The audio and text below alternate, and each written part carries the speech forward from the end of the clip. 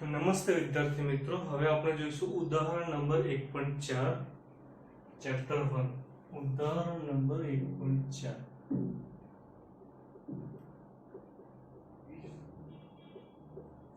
Chapter 1. આમાં બે part આપેલા છે, એક એ પાર્ટ આપેલો છે અને બીજો બી પાર્ટ આપેલો છે. પહેલા એ પાર્ટ આપણે કાઉન્ટ કરીએ. એ પાર્ટમાં પણ બે ભાગ છે. પહેલો ભાગ જોઈએ આપણે.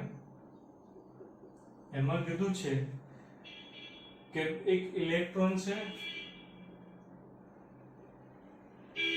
અને એક પ્રોટોન છે. ધારો કે બંને વચ્ચેનું અંતર r છે. તો તમે ઇલેક્ટ્રોન અને પ્રોટોન માટે વિદ્યુતીય બળ અને ગુરુત્વાકર્ષી બળના ગુણોત્તરનું મૂલ્ય શોધવાનું કીધું છે. ધ્યાનથી જોજો. વિદ્યુતીય બળ એટલે Fe, ગુરુત્વાકર્ષી બળ એટલે Fg, મૂલ્ય એટલે શું કરી દેવાનું? માનક. આ તમને શોધવાનું કીધું છે. ફરતે જાવજો. Fe એટલે વિદ્યુતીય બળ, Fg એટલે ગુરુત્વાકર્ષી બળ, બંનેનું શું કીધું? ગુણોત્તરનું મૂલ્ય શોધવાનું કીધું છે ઇલેક્ટ્રોન અને પ્રોટોન માટે. ઇલેક્ટ્રોનનું દળ એટલે શું મૂકી દેવાનું? Me. પ્રોટોનનું દળ એટલે શું આવશે? Mp. સપોઝ બંને એકબીજાથી કેટલા છે? r અંતરે છે. હે ને? ઇલેક્ટ્રોન અને પ્રોટોન બંને એકબીજાથી r અંતરે છે. તો વિદ્યુતીય બળ અને ગુરુત્વાકર્ષી બળનો ગુણોત્તર શોધવાનો છે. વિદ્યુતીય બળની ફોર્મ્યુલા યાદ હોય તો k q1 q2 r². ગુરુત્વાકર્ષી બળની ફોર્મ્યુલા g m1 m2 શું આવશે? r². r² શું થશે? કેન્સલ થશે. તો k q1 ની જગ્યાએ ઇલેક્ટ્રોનનો વિદ્યુતભાર એટલે શું મૂકવાના? E. q2 ની જગ્યાએ પ્રોટોનનો વિદ્યુતભાર એટલે શું હશે? E. એટલે શું હશે? E². upon g. તો g એમ જ. m1 એટલે ઇલેક્ટ્રોનનો દળ શું હશે? Me. Me મૂકી દો. m2 એટલે પ્રોટોનનું દળ કેટલું છે? mp. તો mp મૂકી દો. બધાની કિંમત મૂકી. k ની કિંમત આવશે 9 × 10⁹ અથવા તો k ની જગ્યાએ તમે 1/4πε0 પણ મૂકી શકો. e ની કિંમત આવશે 1.6 × 10⁻⁹. હે ને? ઇલેક્ટ્રોન અને પ્રોટોનનો વિદ્યુતભાર સેમ જ હોય. એની જગ્યાએ 1.6 × 10⁻⁹ 12² છે તો સ્ક્વેર કરી લો. g ની જગ્યાએ ગુરુત્વાકર્ષણનો અચળ g એટલે કેટલા આવે? 6.67 × 10⁻11. me એટલે શું હશે? ઇલેક્ટ્રોનનું દળ.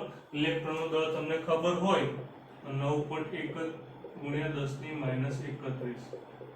mp એટલે પ્રોટોનનું દળ આવશે 1.67 × 10⁻27. બધાનું તમને સાદુરૂપ આપશો તો ફાઇનલ આન્સર તમને મળશે 2.27 × 10⁻39. આ તમને મળશે ફાઇનલ આન્સર. બરાબર? ફરીથી ધ્યાન આપજો. એક ઇલેક્ટ્રોન આપેલો છે, એક પ્રોટોન આપેલો છે. તો બંને દાખલા તરીકે એકબીજાથી r અંતરે છે. તો વિદ્યુતીય બળ અને ગુરુત્વાકર્ષી બળનો ગુણોત્તર શોધવાનો કીધો છે. વિદ્યુતીય બળ એટલે ખબર જ હશે કે q1 q2 r². ગુરુત્વાકર્ષી બળ એટલે Fg એટલે હશે g m1 m2 r². r² cancel થશે. k એમ જ q1 ની જગ્યાએ ઇલેક્ટ્રોનનો વિદ્યુતભાર, q2 ની જગ્યાએ પ્રોટોનનો વિદ્યુતભાર, બંને e છે એટલે શું હશે? E². g એમ જ m1 ની જગ્યાએ પ્રોટોનનો દળ એટલે Me, m1 ની જગ્યાએ ઇલેક્ટ્રોન દળ એટલે Me, m2 ની જગ્યાએ પ્રોટોનનો દળ એટલે mp. બધાની કિંમતો તમે લખશો એટલે ફાઇનલ આન્સર આટલો આવશે. બરાબર? આ ઇલેક્ટ્રોન અને પ્રોટોન માટે તમને બીજો ભાગ કીધો છે એવો ને એવો.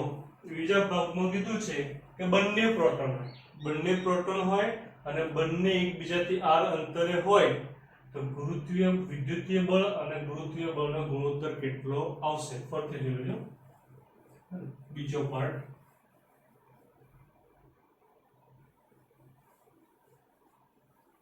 બીજો પાર્ટ તમને આપેલો છે. બીજા પાર્ટમાં a નો એક ખતમ. બીજો પાર્ટ. બીજા પાર્ટમાં બંને પ્રોટોન આપેલા છે. આ પણ પ્લસ e છે, આ પણ પ્લસ e છે. પ્રોટોનનું દળ એટલે શું આવશે? mp. અહીંયા પણ પ્રોટોનનું દળ એટલે શું આવશે? mp. બંને ધારો કે એકબીજાથી r અંતરે આવેલા છે, એકબીજાથી અંતરે છે r અંતરે, બરાબર. ધ્યાન આપજો. એક બીજા પાઠમાં તમે કીધું છે કે બંને પ્રોટોન હોય તો વિદ્યુતીય બળ અને ગુરુત્વીય બળનો ગુણોત્તર શોધો. બંને પ્રોટોન હોય ત્યારે, બરાબર. તો વિદ્યુતીય બળ એટલે Fe, ગુરુત્વીય બળ એટલે Fg. વિદ્યુતીય બળની ફોર્મ્યુલા શું હતી? K Q1 Q2/r². ગુરુત્વાકર્ષી બળની ફોર્મ્યુલા Gm1m2/r². r² શું થશે? કેન્સલ થશે. k એમ જ q1 ની જગ્યાએ વિદ્યુતભાર પ્રોટોનનો e, q2 ની જગ્યાએ પર પ્રોટોનનો વિદ્યુતભાર e એટલે શું આવશે? e² gm જ. m1 ની જગ્યાએ પ્રોટોનનો દળ એટલે mp, m2 ની જગ્યાએ પર પ્રોટોનનો દળ એટલે mp, એનો સ્ક્વેર એટલે શું આવશે? mp નો સ્ક્વેર. બરાબર. કિંમતો બધાને મૂકી જોઈએ અને આન્સર ચેક કરીએ. k ની જગ્યાએ કેટલા આવશે? 9 × 10⁹. e એટલે વિદ્યુતભાર, પ્રોટોન ઇલેક્ટ્રોનનો સેમ વિદ્યુતભાર હોય. કેટલો હોય? 1.6 × 10⁻19. તો e ની જગ્યાએ આવશે 1.6 × 10⁻19 એનો સ્ક્વેર છે તો સ્ક્વેર. g ની કિંમત 6.67 × 10⁻11. અને અચળાંક છે યાદ રાખવાની. mp એટલે પ્રોટોનનું દળ, પ્રોટોનનું દળ આવશે 1.67 × 10⁻27. 12 સ્ક્વેર છે તો સ્ક્વેર. આ બધાનું સાદુરૂપ આપશો તો ફાઇનલ આન્સર તમને મળશે 1.3 × 10⁻36. 1.3 × 10⁻36. એકમ આવશે નહીં કારણ કે બળ ન્યૂટન શું થશે? કેન્સલ થશે. બરાબર. તો એક પાર્ટમાં બે ભાગ ગણવાના કીધા હતા. પહેલા ઇલેક્ટ્રોન અને પ્રોટોન માટે, બીજી વાર કીધું તો બે પ્રોટોન માટે વિદ્યુતીય બળ અને ગુરુત્વાકર્ષી બળનો ગુણોત્તર શોધો. આ ગુણોત્તર શોધી લીધો. બરાબર. હવે તમને બી પાર્ટમાં કીધું છે. બી પાર્ટ જોઈ લઈએ હવે.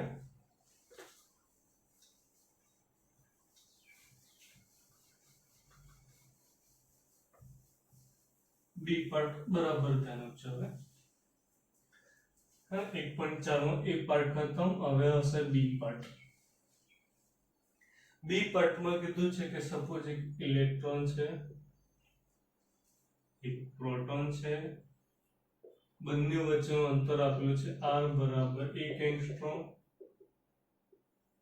તો એકવાર ઇલેક્ટ્રોનનો પ્રવેગ શોધો અને એકવાર કીધું પ્રોટોનનો પ્રવેગ શોધો. બરાબર. ધ્યાન આપજો ફરીથી. એક ઇલેક્ટ્રોન આપેલો છે, એક પ્રોટોન આપેલો છે, બંને વચ્ચેનું અંતર છે 1 એંગસ્ટ્રોમ. તો એક ઇલેક્ટ્રોનનો પ્રવેગ શોધવાનો કીધો અને બીજું પ્રોટોનનો પ્રવેગ શોધવાનો કીધો. બરાબર. તો ઇલેક્ટ્રોન અને પ્રોટોનનો પ્રવેગ શોધવાનો છે. બરાબર. તો દાખલો ગણવાની સ્ટાર્ટ કરીએ. પહેલા તો વિદ્યુતીય બળ ખબર હોય તો વિદ્યુતીય બળ F બરાબર ફોર્મ્યુલા શું હતી? K Q1 Q2/r². તો K Q1 ની જગ્યાએ E, Q2 ની જગ્યાએ પણ E એટલે શું આવશે? E² શું આવશે? r². પ્રવેગ શોધવો છે તો પ્રવેગ આવે એવી ફોર્મ્યુલા મૂકવાની. તો father is equal to mother, F is equal to શું મૂકવાના? ma. F is equal to શું આવશે? ma. F ની જગ્યાએ ma મૂકો તો ma બરાબર ke² શું આવશે? r². પ્રવેગ શોધવાનો તો એને કરતા બનાવીએ તો a બરાબર ke² m ભાગાકારમાં જશે એટલે શું આવશે? mr². આ મેઇન ફોર્મ્યુલા છે. ઇલેક્ટ્રોનનો પ્રવેગ શોધવાનો કીધું હોય તો ઇલેક્ટ્રોનનો દળ મૂકવાનો, પ્રોટોનનો પ્રવેગ શોધવાનો કીધું હોય તો પ્રોટોનનો દળ મૂકવાનો. બરાબર. દાખલા તરીકે પહેલા ઇલેક્ટ્રોન માટે પ્રવેગ શોધીએ. ઇલેક્ટ્રોનનો પ્રવેગ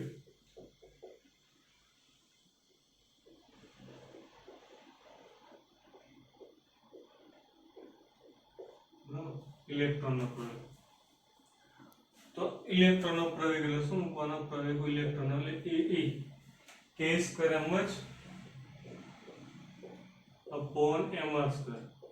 ઇલેક્ટ્રોનનો પ્રવેગ શોધો હે ને, ફોર્મ્યુલા તો એ જ છે k² mr². ઇલેક્ટ્રોનનો પ્રવેગ શોધો હોય તો દળ કોનું આવશે? ઇલેક્ટ્રોન એટલે m મૂકી દો. અને ઇલેક્ટ્રોનનો દળ આવશે m. k ની કિંમત આવશે 9 × 10⁹. e ની જગ્યાએ 1.6 × 10⁻19 એનો સ્ક્વેર એમઈ ની જગ્યાએ ઇલેક્ટ્રોનનું દળ 9.1 ગુણ્યા 10 ની માઈનસ 31 અને r એટલે અંતર બે વિદ્યુતભારો વચ્ચેનું અંતર 1 એંગસ્ટ્રોમ છે 1 એંગસ્ટ્રોમ એટલે 1 ગુણ્યા કેટલા થાય 10 ની માઈનસ 10 મીટર યાદ છે ને 1 એંગસ્ટ્રોમ એટલે કેટલા હશે 10 ની માઈનસ 10 મીટર તો r ની જગ્યાએ 1 ગુણ્યા 10 ની માઈનસ 10 બાર સ્ક્વેર છે તો સ્ક્વેર અને ફાઇનલ આન્સર તમને મળશે ઇલેક્ટ્રોનનો પ્રવેગ 2.5 ગુણ્યા 10 ની 22 પ્રવેગ આવશે મીટર સેકન્ડ યુનિવર્સિટી એનો એકમ આવશે બરોબર 2.5 ગુણ્યા કેટલા આવશે 10 ની 22 હવે પ્રોટોનનો પ્રવેગ શોધવો હોય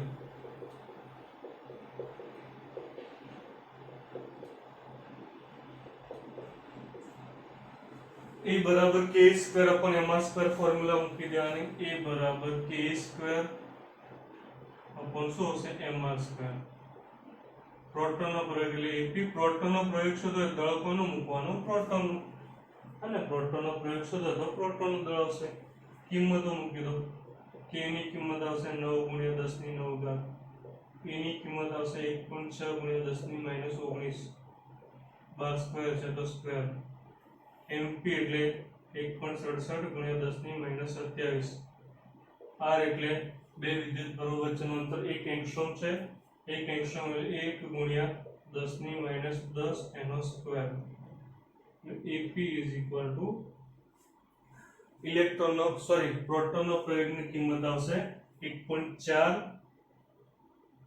ગુણ્યા 10 ની આવશે 19 મીટર સેકન્ડ ઇન્વર્સ 2 બરાબર